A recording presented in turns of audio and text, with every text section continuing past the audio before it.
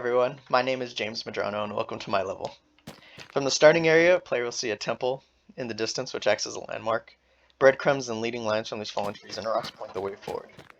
I like the idea of the player losing sight of the landmark behind this waterfall and this cave system, but as they emerge, they're a bit closer. This log right here just acts as a valve, so the player can no longer backtrack.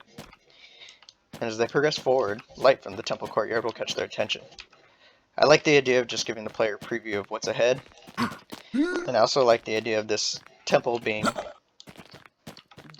kind of in shambles, indicating that people have not been here for a while.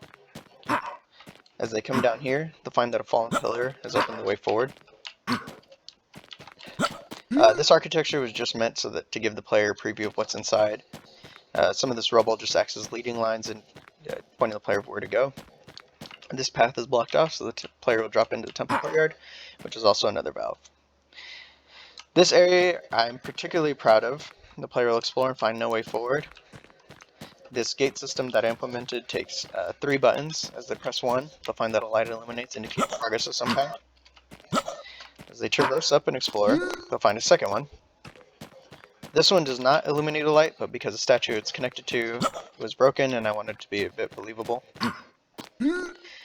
As they traverse up to this top floor, they'll find the third statue and an opening here so the player doesn't have to backtrack. As they interact with it, they'll find that the way forward is open, and the last statue is illuminated.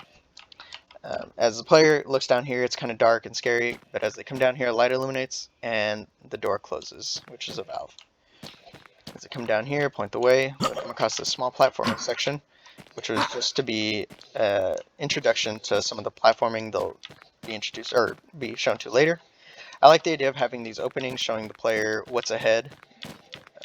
As they traverse down here, come into this little cutoff, but as they turn around, they'll enter the shrine area. And this pedestal up ahead has an item that's required. As the player looks around and explores, they'll find 2 ways. One is blocked and seemingly the way forward. As they come over here, find a treasure chest. And inside will be an item, a suspiciously heavy item, which unlocks the way forward. My inspiration for my level was Skyrim puzzles. They're simplistic in their design, but they really motivate the player to figure things out for themselves. A little treasure chest on the wall there.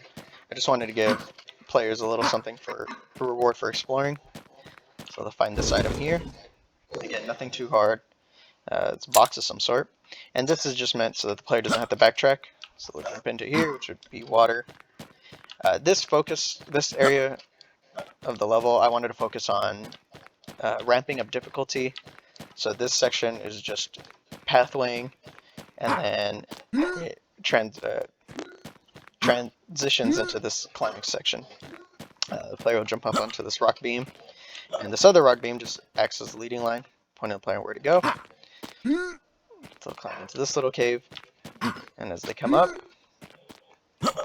light from above will catch their attention, indicating possibly the exit. As they come up here, the rock structures along the wall indicate the player where they need to go.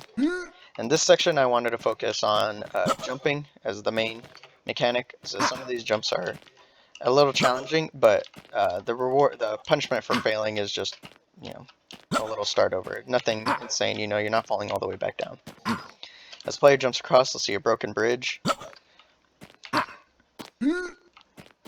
Perhaps time war it. But as they come up here, they'll find an axe in one of the stumps across. As they jump across this, they're rewarded with the exit out into this mountain path and into the town below. Thank you so much for watching.